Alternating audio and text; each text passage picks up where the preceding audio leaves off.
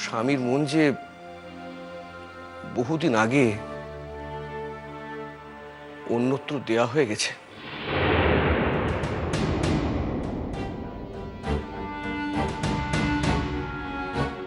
আপনি কথাটা ঠিকই বলেছেন দেবব্রত বাবু।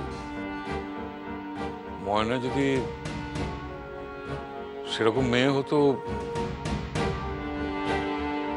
তাহলে হয়তো স্বামীর মন পুরোটা দখল করতে না পারলেও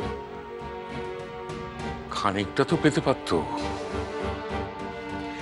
তবুও কিন্তু আমার মেয়ে ওই কনসেশনই থাকতো।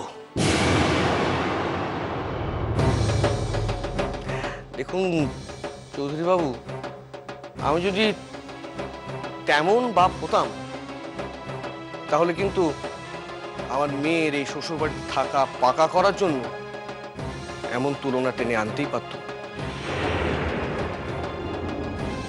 অনেক লড়াই আমি করতে পারতাম।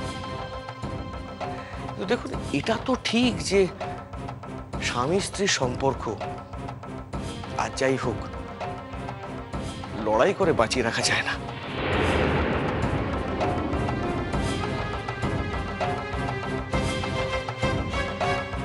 যাকে আপনার পুত্র আপনার পুত্রবধূ সুখী হোক, ভালো থাকুক, আমি আপনাদের পুত্র এবং পুত্রবধূকে সেই আশীর্বাদই করে গেলাম।